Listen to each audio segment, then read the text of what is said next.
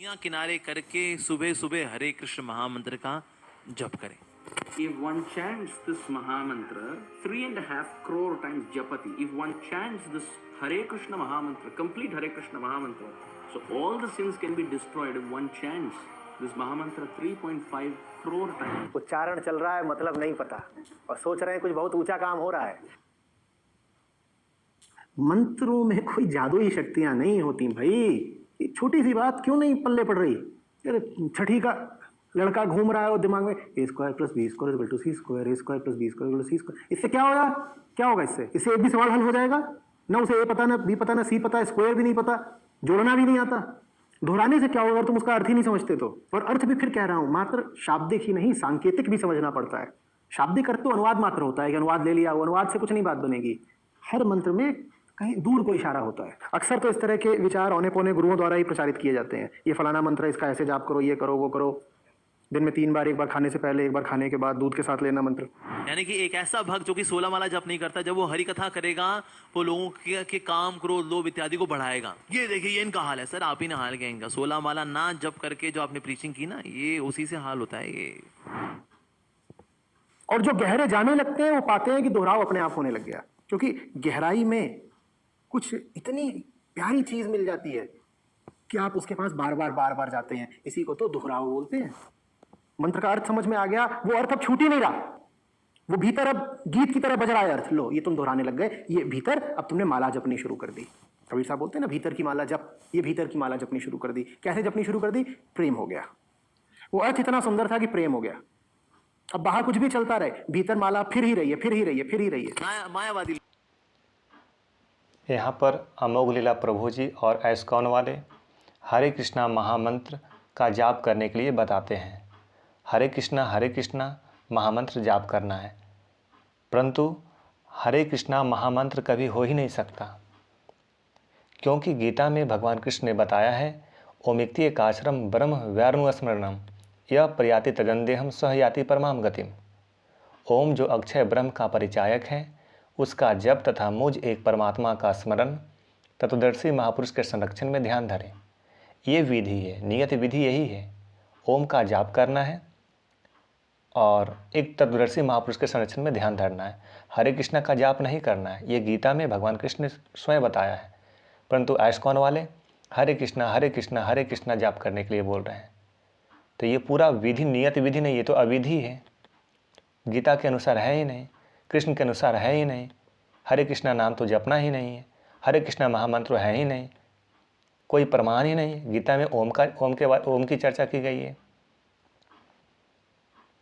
और तत्वदर्शी महापुरुष के संरक्षण में ध्यान धरना है। तत्वदर्शी महापुरुष कौन होते हैं? वैसे महापुरुष जिन्होंने तत्व का दर्शन किया है।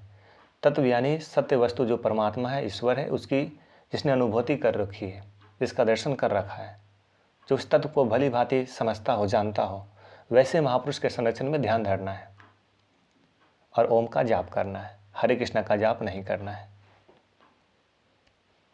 और इसी में आचार्य प्रशांत कहते हैं कि नाम रटने से क्या होगा, नाम दोहराने से क्या होगा? कुछ नहीं होगा नाम दोहराने से। ये बात सही है, नाम दोहराने से कुछ नहीं मिल पाएगा। नाम के साथ भाव होना चाहिए। कोई इतना भी पागल और मूर्ख नहीं है कि किसी को नाम जपने के लिए कह दिया गया है और उसमें भाव ना हो तो बिना भाव का नाम जप ले। नाम यदि नियम पूर्वक जप रहा है तो उसमें भाव है, तभी जप रहा है।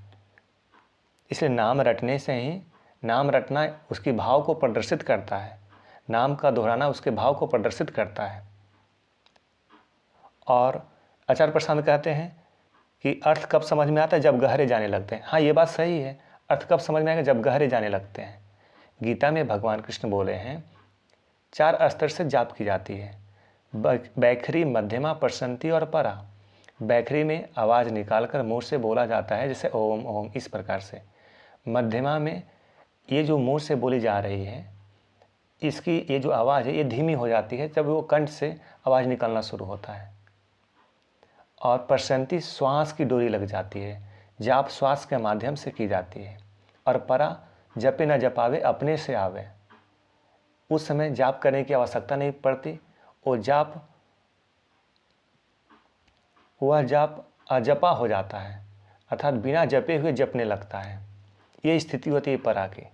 और ये जो स्थिति होती है ये योगा रूढ़ता की स्थिति होती है, ये ईश्वरीय विभूति की स्थिति होती है, ये स्थित प्रज्ञ महापुरुष की स्थिति होती है, ये तत्वदर्शी महापुरुष की स्थिति होती है। और ये जो आइस्कॉन वाले जितने सारे संत हैं कोई तत्वदर्शी नहीं है, क्योंकि इन्होंने विधि का तो पालन ही नहीं किया, नियत विधि का पालन ही नहीं किया। नियत विधि है ओम, ओम जो अक्षर का ब्रह्म का परिचायक है उसका जाप करना है। यहाँ उल्टा पुल्टा जाप करने की बताया जा रहा है। हरे कृष्णा का महामंत्र की बात की जा रही है। और नाम वह हो जो श्वास में ढल जाए। ओम 2.5 अक्षर का नाम है, ये श्वास में ढलने लायक है।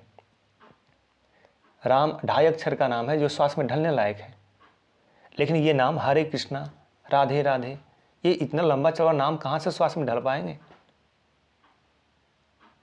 तो यहाँ पर मैं एक लॉजिक बताया, लेकिन गीता में भगवान ओम का जाप करने के लिए बोलते हैं, हरे कृष्णा का नहीं। हरे कृष्णा कभी महामंत्र नहीं हो सकता। ये है यथार्थ गीता। ये पुस्तक आप लोग देख पा रहे होंगे, यथार्थ गीता, श्रीमद्भागवत यथार्थ गीता। इसे 3 से 4 आवृत्ति जब आप पढ़ लेंगे तो आपको अर्थ समझ में आने लगेगा और संत महापुरुष को आप भली भांति अच्छी तरीके से पहचान पाइएगा। अपने लिए खुद एक तत्वदर्शी महापुरुष को पकड़ पाइएगा। तत्वदर्शी महापुरुष होना बहुत ज़रूरी है, जिसने तत्व का दर्शन किया हुआ है। तो कम से कम 2 से 3 बार इस किताब को पढ़ करके फिर आपको तत्वदर्शी महापुरुष के मायने क्या होते हैं, कैसे होते हैं, उनका स्वरूप क्या होता है, आपको समझ में आने लगेगा।